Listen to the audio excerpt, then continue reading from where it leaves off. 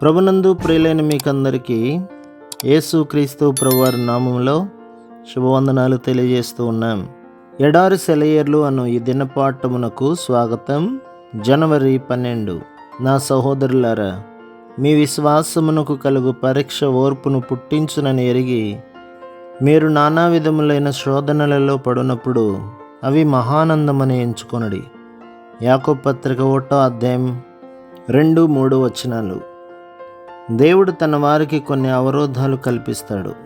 ఇలా కల్పించడం వాళ్ళని క్షేమంగా ఉంచడానికే. అయితే వాళ్ళు దాని వ్యతిరేకమైన దృష్టితోనే చూస్తారు, ఆయన్ని అపార్థం చేసుకుంటారు. యోబు కూడా అంతే. యోబు గ్రంథం 3వ అధ్యాయం 23వ వచనం. ఇలాంటి కంచెల వలన వాళ్ళకి చేకూరే లాభం సైతానుకి బాగా తెలుసు. యోబు గ్రంథం 1వ అధ్యాయం 10వ వచనంలో కంచెను గూర్చి సైతాన్ అంటున్న మాటలు చూడండి. మనల్ని కప్పేసే ప్రతి శ్రమలోనూ ఎంతో కొంత ఆదరణ తప్పకుండా ఉంటుంది. మనం వాటిని ఆనుకుంటే తప్ప ముళ్ళు గుచ్చుకోవు. దేవుడి ఆజ్ఞ లేకుండా ఒక్క ముళ్ళు కూడా నీకు గుచ్చుకోదు.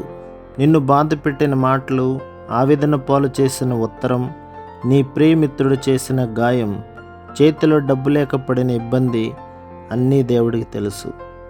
ఎవరికీ లేనంత సానుభూతి ఆయనకి నీ పట్ల ఉంది. ఈ బాధలన్నింటిలోనూ ఆయనపై సంపూర్ణంగా ఆనుకుంటున్నావా అన్నది ఆయన చూస్తాడు. ముళ్ళకంప హద్దుపై నిలిచి అడ్డగిస్తుంది. ఆకురాలే కాలంలో ప్రతి కొమ్మ పొడుచుకొచ్చిన ముళ్ళతో గుడ్లూరిమి చూస్తుంది. వసంతం వస్తుంది, మోళ్ళు చిగురిస్తాయి, కొమ్మలన్నీ పచ్చగా ముస్తాబవుతాయి.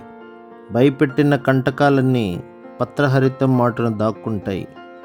కలతలు మనల్ని కలవరపెడతాయి, కానీ మన ఆత్మలు చెదరిపోకుండా, మనం పెద్ద ప్రమాదంలో పడకుండా దేవుని కృపలో అడ్డుకుంటాయి. నరకానికి మన పరుగున ఆపలేవు గులాబీ పూదండల బంధకాలు. కసిగా గుచ్చుకునే కటిక ముళ్ళే ఆపగలవు నాశనానికి చేసే పయనాన్ని. కాటేసి నెత్తురు చిందించే ముళ్ళుపోటుకి ఉలిక్కిపడి ఏడ్చి గోల పెడతాం. దేవుడు వేసిన కంచెల కాఠిన్యం మనకి జటిలంగానే ఉంటుంది.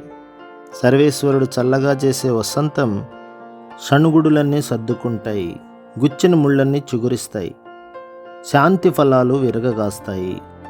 మనం దారిని సరిచేసిన ముళ్ళ కొరకు పాడదాం ప్రభుకి కీర్తనలు.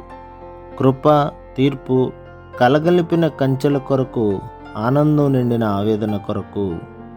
ప్రభు మిమ్మును, మీ కుటుంబములను, మీ సంఘములను దీవించి ఆశీర్వదించునుగాక. ఆమేన్.